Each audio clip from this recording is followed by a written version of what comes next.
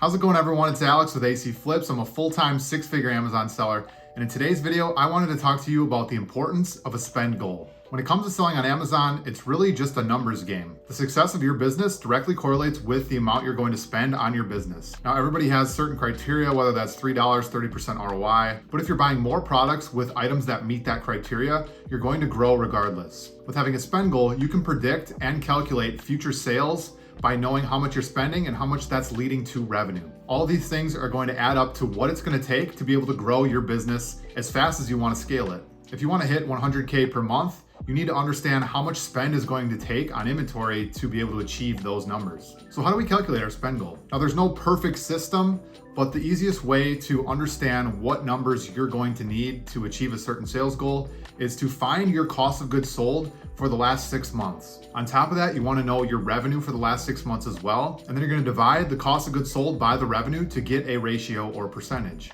Once you know this percentage, you now know how much cost of goods it's going to take to achieve a certain revenue goal. Let's say after you look at your data, you understand that 60% is the ratio you got from cost of goods sold to revenue.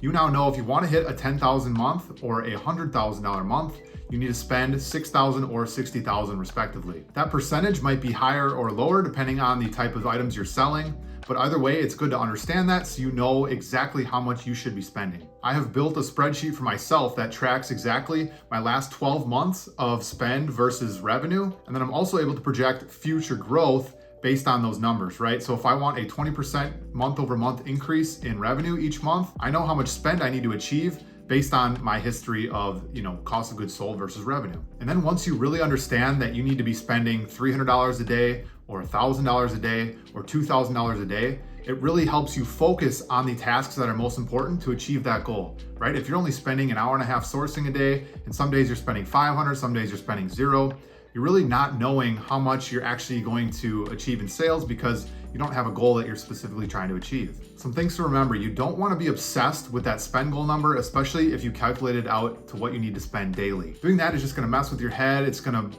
make you focus on sourcing all the time, and you might start neglecting other sides of the business just to try to achieve that spend goal at all times. There are some days where I'm not sourcing and I hit a $0 spend goal for the day. But then there are other days, where I'm able to spend $1,000 to $3,000 over my daily spend goal. So as long as on average you're getting close to that spend goal, you should be able to achieve a certain revenue goal. Another thing you want to be doing is once you get through another month, go back and look at your cost of goods sold for that month and your revenue for that month. Because as you're selling different products, as we change the season, right? Maybe it's like multiple season is coming up, or maybe you're going into Q4, your numbers and percentages might change a little bit based on the number of items you're selling and also the quality of products you're selling and seasonality. Now, some of you might be thinking, well, the cost of goods sold versus revenue isn't super accurate because when you look at the items you bought right at the end of the month, those things most likely aren't going to sell in that month.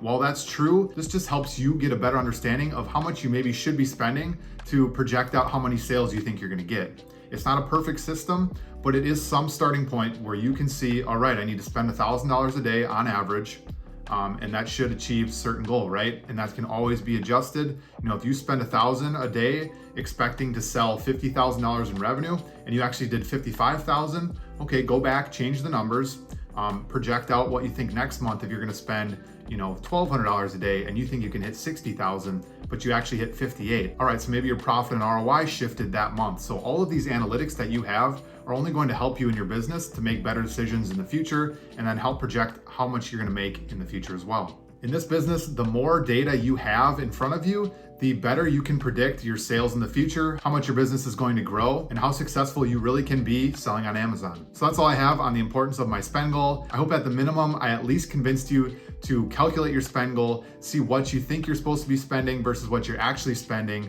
and maybe that'll help you align your goals a little bit better to start achieving those revenue numbers you want to hit. If you guys found this helpful, subscribe to the channel, and I will see you in the next video.